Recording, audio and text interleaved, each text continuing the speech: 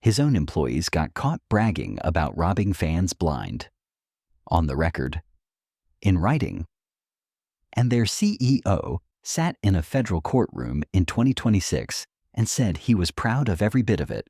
The DOJ offered a $280 million settlement. Live Nation rejected it.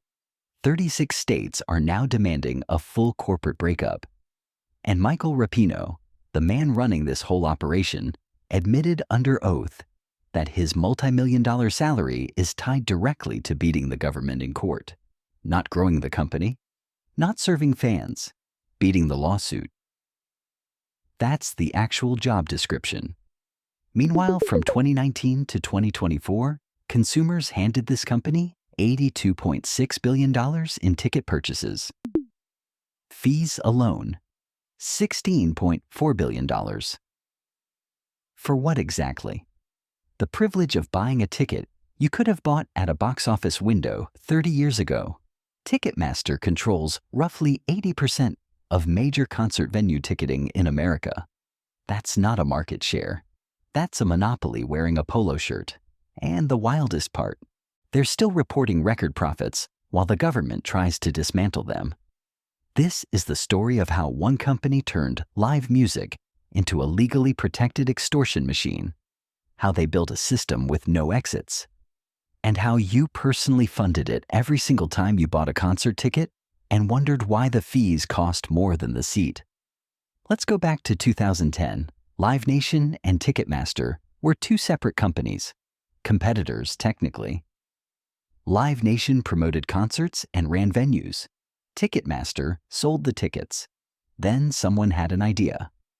What if they just merged? The Department of Justice approved it, with conditions. Those conditions were supposed to protect competition. They were supposed to ensure no single company could choke the entire live music pipeline from artist to fan. The DOJ got played. Within a year, violations started stacking up. By 2019, regulators had confirmed Live Nation broke the terms of its own consent decree. The merger created something regulators didn't fully understand at the time: a vertically integrated machine. They owned the venues. They managed the artists. They ran the ticketing. They promoted the shows. One company. Every layer. Pearl Jam had complained about Ticketmaster's monopoly behavior back in 1994. Not a typo. 30 years before the trial, Pearl Jam walked into the Justice Department and said this company is squeezing everyone out of the market. The government listened, nodded, and did basically nothing meaningful. So the machine kept building.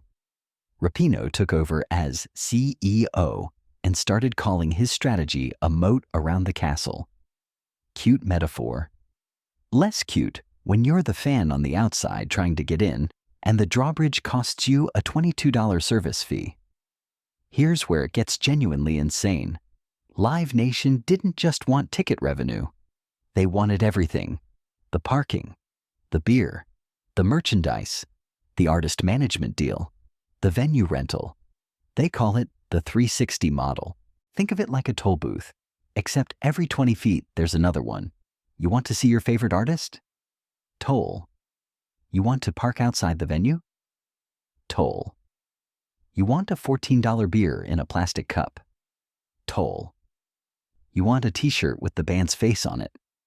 Toll. And the artist?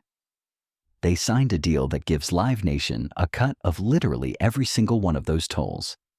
Not because Live Nation provides superior service at each stop, because they own the road. The venues don't have much of a choice either. Venue operators receive a portion of Ticketmaster's service fees as part of their exclusive contracts, so the venue has zero financial incentive to push back on fee increases. They're getting paid from them. The fan is the only person in this entire chain getting nothing back. Just a ticket, a convenience fee, a service fee, an order processing fee, and a facility charge. On a $100 ticket, you're often looking at $130 or more by the final checkout screen. That's not a fee structure. That's a second ticket price hiding behind the first one and hoping you don't do the math until it's too late. The FTC has a specific name for this trick: Drip pricing. It works like this. You show a customer one number, a clean, attractive price. They get excited. They start searching for seats. They pick a section, compare a few rows, maybe switch a couple times. They invest 20 minutes of their evening. Emotionally, they are already going to the show. Then, right at the final checkout screen, the real price shows up. Service fee, facility charge, order processing, convenience fee. The word convenience doing absolutely no work in that sentence. By that point, most people just pay it. They've already committed. They already texted their friends. They already planned the night out. Ticketmaster knew exactly what was happening. Their own internal research showed consumers were significantly less likely to complete a purchase when shown the full price up front. So what did the company do with that information? They hid the fees anyway. Deliberately. For years. That's not an oversight. That's a documented business strategy. The FTC lawsuit accused them of hiding the all-in price until checkout, then calling it transparency. Publicly, executives said they supported fans knowing the full cost from the start. Privately, their own internal documents explained precisely why showing that cost early would tank revenue. They ran the experiment, found out honesty was bad for business, chose dishonesty. Every single time. And it was entirely legal. But drip pricing is just the entry point. The real power play is what people inside the industry started calling the velvet hammer. It sounds almost polite. It isn't. Here's exactly how it works. A venue decides they want to use a competing ticket platform, maybe a cheaper one, maybe one with more transparent pricing. So Live Nation calls and explains, very calmly and professionally, that if you don't use Ticketmaster exclusively, you won't get Beyoncé, you won't get Taylor Swift, you won't get any of the major artists Live Nation promotes. You'll get whoever's left over after every important act goes somewhere else. For a stadium that depends on big names to fill seats, that's an existential threat. Sign with Ticketmaster, or watch your arena go dark. Evidence from the 2026 trial showed venues receiving correspondence that made this choice completely explicit. Use our platform. Keep the headliners. Walk away. Keep the empty seats. John D. Rockefeller ran a nearly identical scheme in the 1880s with railroad pricing. He offered competitors a simple choice between absorption and destruction. Rapinoe just updated the tactic for the digital age. One by one, venues signed multi-year exclusive contracts. Every major stadium eventually fell in line. Not because Ticketmaster was the best available option, because after the hammer came down, it was the only option left standing. Then came November 2022. The breaking point had a name, the Eras Tour. Taylor Swift announced her first major concert run in years, and 3.5 million people registered for the verified fan presale. Ticketmaster's website collapsed within an hour. Fans spent hours in queues that froze, got logged out, rejoined the queue, hit error message after error message. Still somehow, 2.4 million tickets sold that day, setting the single-day sales record for any artist in history. The fans who couldn't get through found one option remaining on the platform: resale listings, starting at $1,000 per seat, some pushing past $5,000, all being sold on Ticketmaster's own secondary market. Ticketmaster collecting fees on the original purchase and again on the resale. The company blamed bots and unprecedented demand. Swift went on Instagram and said her team had tried to prevent exactly this outcome and that she was furious about what fans went through.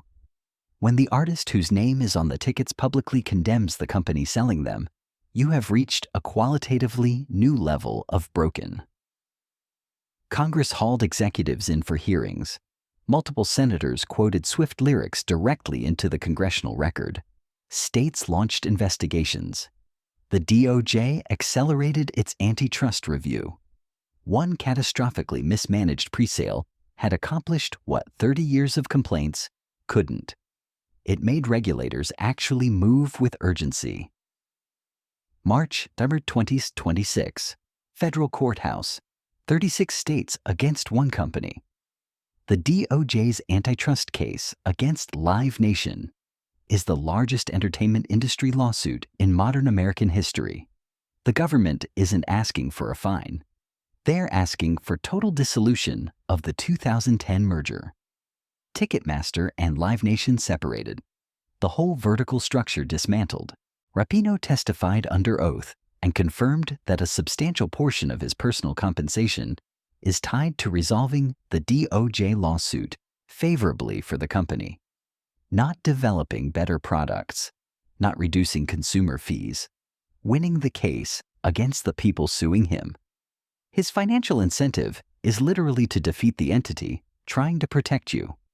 Internal Slack messages entered as evidence showed employees discussing fee practices in terms that made the whole operation sound like a joke they were in on together.